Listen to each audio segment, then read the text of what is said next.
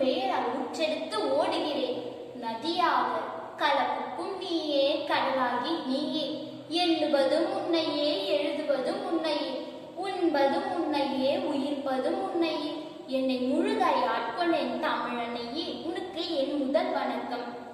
இளைஞர்களை நாட்டின் முதுகெலும்பு, 100 இளைஞர்களை என்னிடம் தாருங்கள், உலகை மாற்றி காட்டுகிறேன் என்ற அழகான விவேகானந்தர் கவிதைக்கு இணங்க இளைஞர்களின் சக்தியை உணர முடிகிறது. இந்தியா உலகில் மிகப்பெரிய ஜனநாயக நாடு. அதில் 65% மட்டுமே இளைஞர்களை உள்ளடக்கியது. இந்த இளைஞர்கள் இந்தியாவில் ஜாதி வன்கொடுமை இல்லா இளைஞர்கள் இந்தியாவை உருவாக்குவதில் மிக முக்கிய பங்கு வகிக்கிறார்கள்.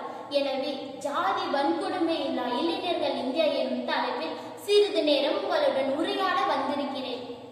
மாற்றம் ஒன்றே மாறாதது.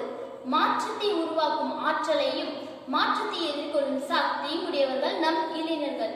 ஜாதி மனிதனை மிருகமாக்கும், மதமோ மனிதனை சக்கடையாக்கும். தீண்டாமை ஒழிய வேண்டும் என்றால் ஜாதி ஒழிய வேண்டும். ஜாதி ஒழிய வேண்டும் என்றால் சமூகத்தில் ஏற்படும் சண்டைக்கு காரணமாயிருக்கும் இயற்பியக்கத்தை ஒழிக்க இளைஞர்களாகி நாம் தான் முன் வர வேண்டும். தமிழ் ஜாதி என பல பேசி இறைஞ்சிடப்படுவாய், நாள்பட்ட சேரும் பாசையும் புதைந்து இயல்பீர் என அழகான மகாகவி பாரதியார் கவிதைக்கு இணங்க பல ஜாதி மத மலர்களில் இருந்து தேனை எடுத்துக்கொண்டு அந்த தேன் கூட்டில் ஒன்று சேர்த்த தேனீக்களை பல ஜாதி மத வெறி பிடித்தவர்களால் கல் நெருப்பினை கொண்டு விரட்டிதான் அடிக்கப்படுகிறார்கள்.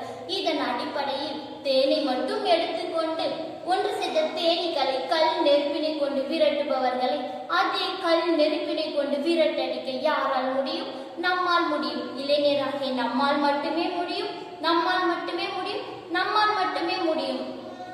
இளைஞர்கள் இந்த தேசத்தில் எந்த பகுதியில் வாழ்ந்தாலும் தேசிய ஒருமைப்பாட்டுக்கு உழைத்துக் கொண்டுதான் இருக்கிறார்கள். அவர்கள் அரசாங்கத்தின் ஒரு கரங்களாகவும் விளங்குகின்றார்கள். குன்றென நிமிர்ந்தனில் ஏறுபோல் நடை என ஔவையாரின் கருத்துக்கு இணங்க இன்றைய இளைஞர்கள் சுறுசுறுப்பானவர்கள். பல இடங்களில் பண்டிகைகள், குறிப்பாக கிறிஸ்துமஸ், பொங்கல், குருபுர போன்ற பண்டிகைகளை ஒன்றாகத்தான் கொண்டாடி வருகிறார்கள். அவர்களின் செயல்கள் மற்றும் அணுகுமுறைகள் மூலம் மதவெறியை மருத்துவத்தாலும் குணப்படுத்த முடியாத கடுமையான நோயை ஒழிக்க கடுமையாக ஒரே படைகளாக போராடி வருகின்றார்கள் நம் இளைஞர்கள்.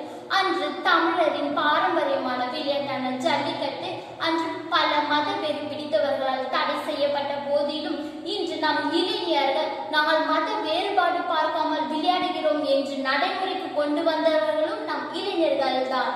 திருமணம் செய்தால் ஜாதி, பள்ளி சென்றால் ஜாதி, வேலைக்கு சேர்ந்தால் ஜாதி என்று ஜாதி ஜாதி ஜாதி என்று ஜாதி வெறி பிடித்தவர்களை யாரால் ஒழிக்க முடியும்? எப்போது ஒழிக்க முடியும்? இதற்கு தீர்வு என்னவென்றால் நம் இளைஞர்களாகிய நம்மால் மட்டுமே முடியும்.